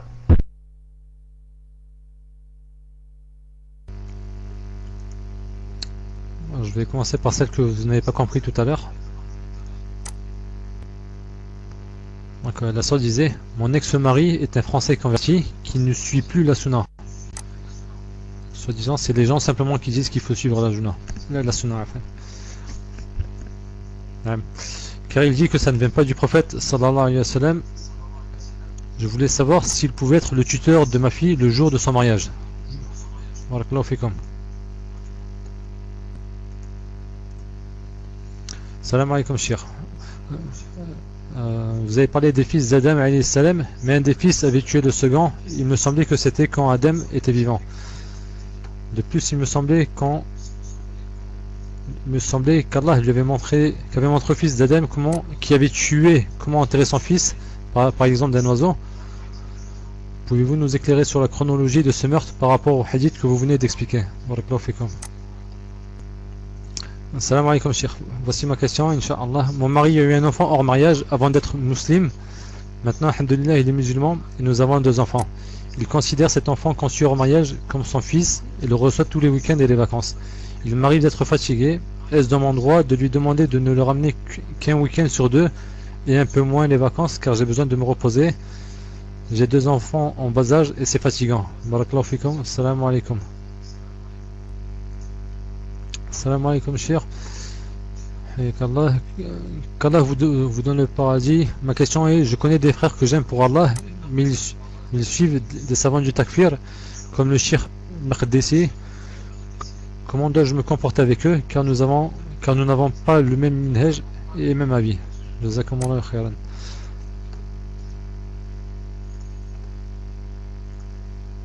Salam alaikum shir. Je sais qu'une question qui revient de façon récurrente et je m'en excuse par avance. Voici ma question. Mon entreprise donne des chèques qu'ils appellent chèques de Noël. Est-ce permis de les utiliser pour autre chose que de la nourriture? Barakallahu fikum pour votre réponse. Salam alaikum. Pourquoi Adam alayhi salam a dit à Hawa que tout ce qui lui est arrivé est de sa faute? C'est donc Hawa la fautive? Car j'ai entendu un doros d'un frère où il disait que ce n'est pas de sa faute. De plus, pourriez-vous écrire le hadith sur la room, car je n'ai pas eu le temps de bien prendre en note. Et j'aimerais savoir de quel livre provient l'explication du hadith. Barakallahu fikum shir. En ce qui concerne le fait de l'écrire sur la room, Inch'Allah, le cours il sera mis sur le site et vous pouvez le retrouver là-bas. Barakallahu fikum. Tafadal shir.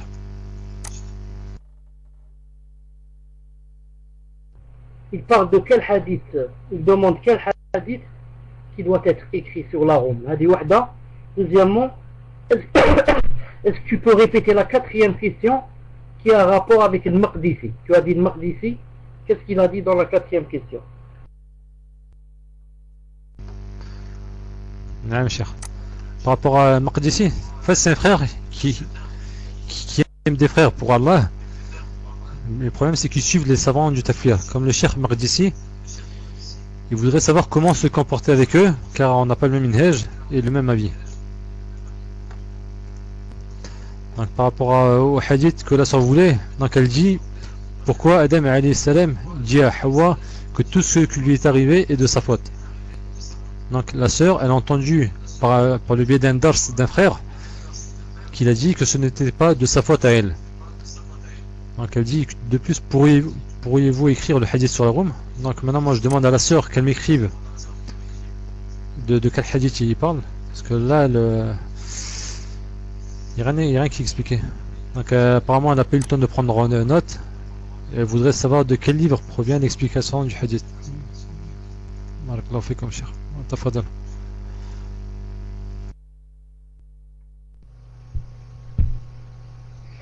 Donc, puisque je vais commencer, Inch'Allah, par la dernière, je ne connais pas un hadith qui a dit que c'est Hawa qui a mangé la première, comme elle a dit elle, mais qui l'a poussé à ce qu'il mange.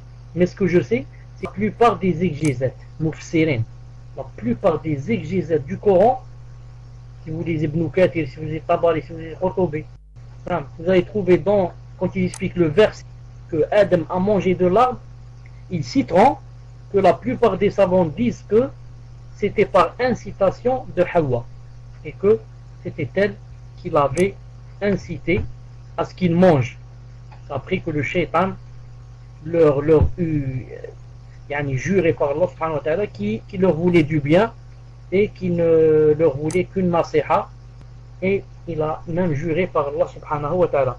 Mais il n'y a pas, je ne me rappelle pas maintenant qu'il y a un hadith clair qui a dit que c'est elle qui a mangé. Je ne me rappelle pas. Non, peut-être qu'il y en a, mais je ne me rappelle pas. Il me semble qu'il y en a, mais je ne me rappelle pas. Non. La première question.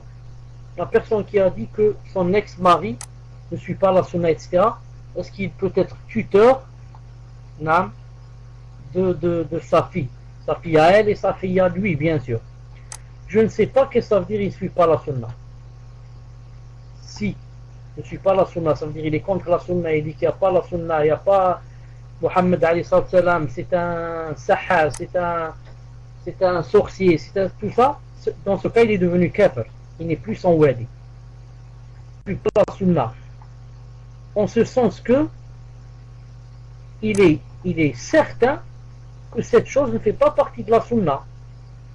Il a entendu par exemple le qarada, ou il a entendu un savant dire une chose là, et il a eu une ambiguïté dans son cœur. Il croit que cette chose n'est pas de la sunna. C'est comme maintenant par exemple, on lui dit la lahya c'est pas obligatoire. La lahya c'est juste une sunna. Le siwak c'est pas obligatoire.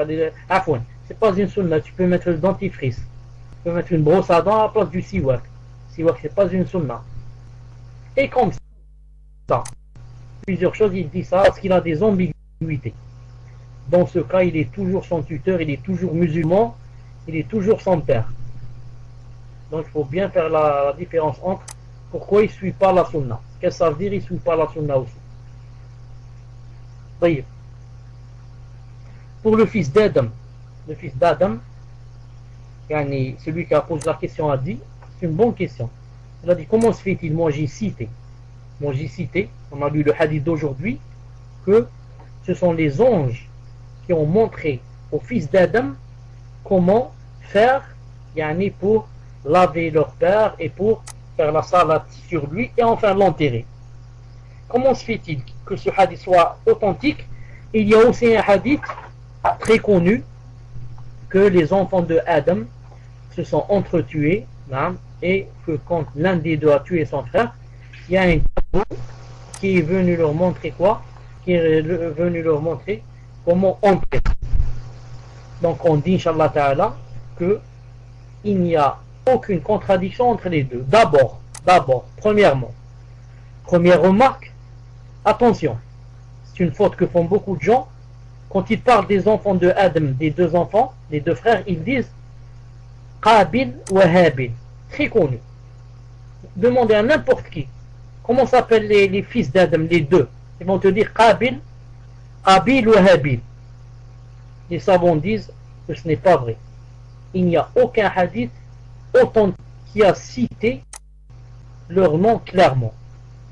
Tous les hadiths qui disent que les deux enfants d'Adam s'appelaient de tel ou tel prénom ne sont pas authentiques. C'est des premières remarques.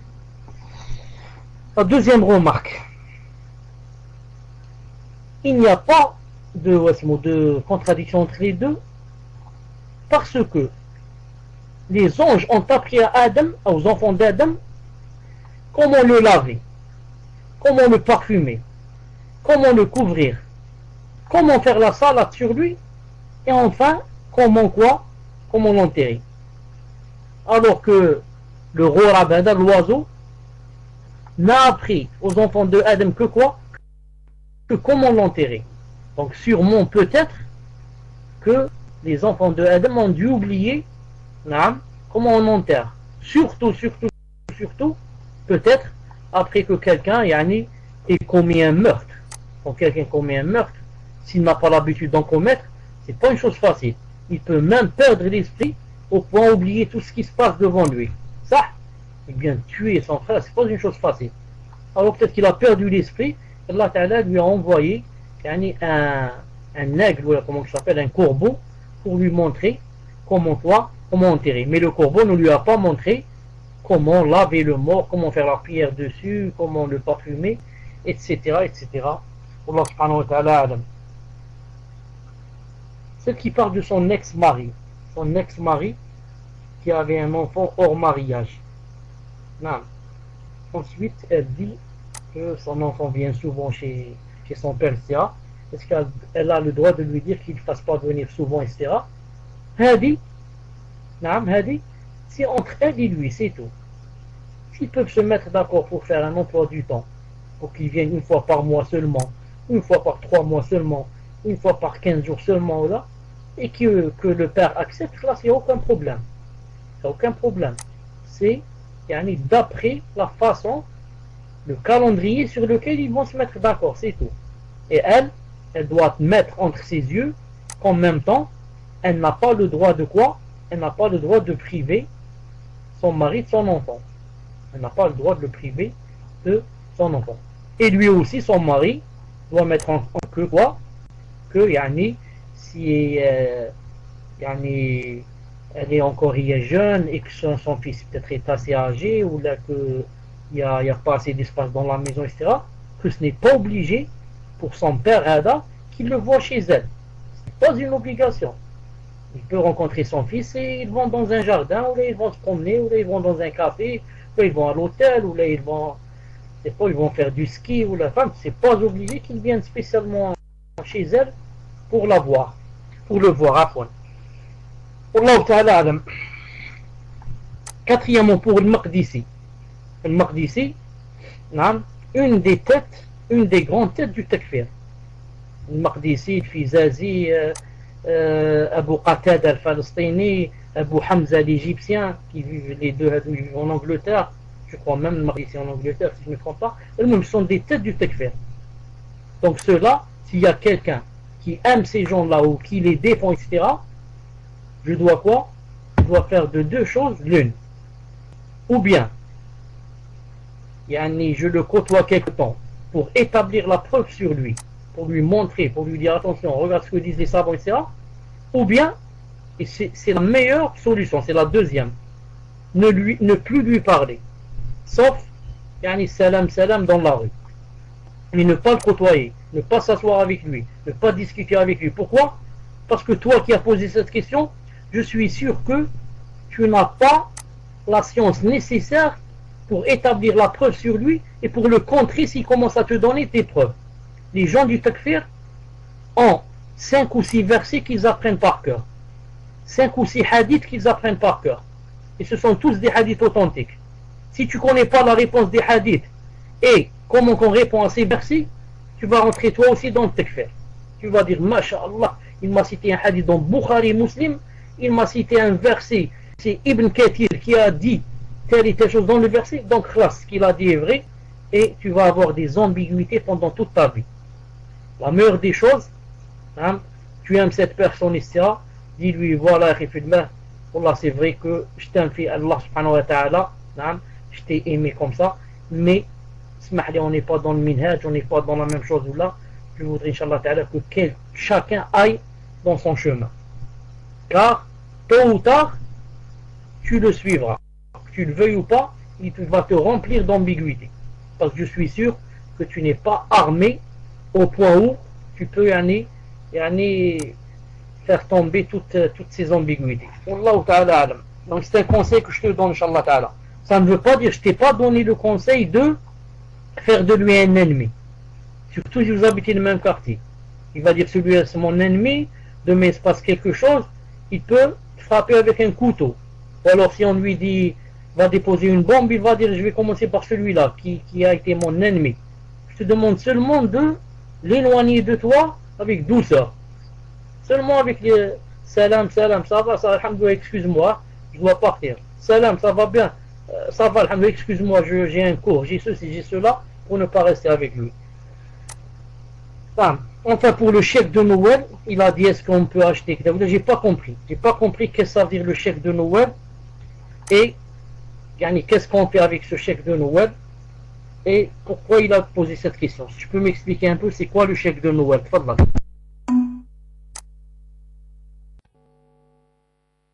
Alhamdulillah.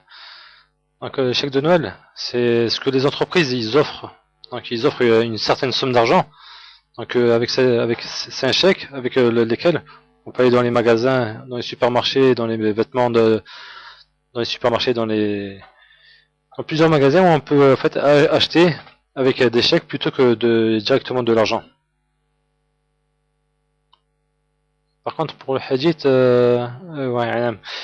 par contre, ce que je voulais vous dire, c'est là j'ai bugué avec l'autre pseudo. Donc, on m'a envoyé un PV, donc j'ai pas pu avoir les questions de certains frères et sœurs. Donc, je m'en excuse par avance. Je vais venir les récupérer, Inch'Allah, avec ce pseudo-là. Tafadal, cher. Jusqu'à présent, je n'ai pas compris. C'est quoi la question du chèque du Noël? Je n'ai pas compris. Ça y est, on t'a donné un chèque cadeau. Maintenant, où est la question? On t'a donné un chèque comme cadeau. Où est la question? Naam, cher. En fait, la personne elle voulait savoir est-ce qu'elle peut utiliser ce chèque cadeau en achetant autre chose que de l'alimentation, quelque chose d'alimentaire, si je me souviens bien, parce que là j'ai perdu son PV, comme je vous ai dit, donc j'ai bugué avec l'autre pseudo. Si la personne elle peut me confirmer, Inch'Allah, je vais ouvrir mes PV. Donc barakallahu fikum, ne pas m'envoyer de PV, je viens de les chercher. Salam alaikum. Lui qui t'a donné le chèque comme cadeau, est-ce qu'il a mis comme condition, je te donne ce chèque comme cadeau, à condition de ne pas acheter des aliments? Est-ce qu'il y a ça comme condition? Voilà, je te donne un chèque de cadeau, mais il ne faut pas acheter des aliments. Est-ce qu'il y a ça? Il n'y a pas de condition, donc je ne vois pas où est la question. Où est l'interdiction, donc, s'il n'y a pas de condition? Non. Ça y est, fait ça, vous m'entendez? Est-ce que vous m'entendez? Alhamdoulilah. La fois passée, une personne m'avait demandé qu'elle avait fait des vœux, ou là une promesse à Allah subhanahu wa ta'ala qu'elle n'avait pas tenue. Ensuite, je lui ai dit que c'est une promesse qu'elle n'a pas tenue, donc ça a le statut d'un nadr. Et j'avais dit que nadr c'était quoi? Et kafat yamin, c'était la même chose. Kafat yamin. Et je lui ai dit qu'elle devait jeûner 3 jours bi'idhnillah subhanahu wa ta'ala. Ensuite, la nuit, je me suis rappelé. Je me suis dit, mais kafat yamin, j'ai toujours dit que dans kafat yamin, on ne commence pas par le jeûne. Donc, on commence par nourrir 10 pauvres bi'idhnillah ta'ala, ou bien les habiller d'âme, ou bien, ensuite ça vient la troisième, être raqaba, affranchir un esclave. Si on ne peut pas, bi'idhnillah ta'ala, qu'est-ce qu'on fait? On ne peut pas nourrir les 10 pauvres, on jeûne 3 jours, bi'idhnillah ta'ala. Donc, j'explique bien que pour la personne qui a fait la promesse, qu'elle commence d'abord par nourrir les 3 jeûnes. les trois pour nourrir 10 pauvres bi'idhnillah ta'ala. Si elle ne peut pas, elle jeûne 3 jours bi'idhnillah ta'ala. Naam. Ensuite, pour la personne qui m'avait dit que Cheikh Al-Albani dit que pendant la iqama, après la iqama, on doit dire comme a dit le mu'adhin.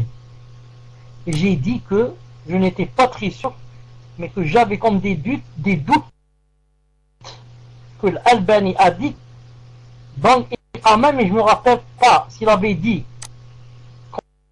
on dit l'iqama, on dit l'adhan ou on ne dit pas. Ensuite j'ai vérifié, j'ai trouvé comme a dit le frère, c'est-à-dire que l'Albani rahimahullah est du genre qui dit, de l'avis qui dit, même après l'iqama, on dit اللهم رب هذه الدعوة التامة والصلاة القائمة يأتي محمد الوسيلة والفضيلة jusqu'à la fin de la dua. Non. Et n'empêche que, comme j'ai dit la fois passée, ce n'est pas l'avis, Inch'Allah Ta'ala, le plus juste. L'avis le plus juste, c'est de ne pas dire cette phrase après l'iqama, mais de la laisser spécialement pour le adhan. Non. Autre chose aussi, la fois passée et la fois d'avant, lorsque j'avais parlé, on m'avait demandé de parler sur sujoud de shukr, sujoud de la ni'ma, et quels sont les règlements du sujoud de la ni'ma.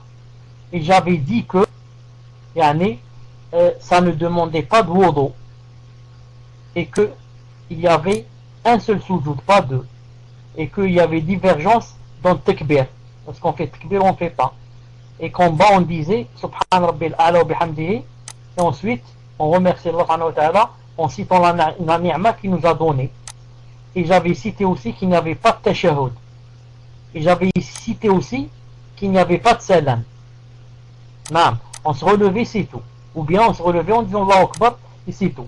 Mais j'ai oublié de dire aussi que, une chose importante, j'ai oublié de dire qu'il n'y avait pas aussi comme condition ou comme recommandation de se mettre en face de la qibla.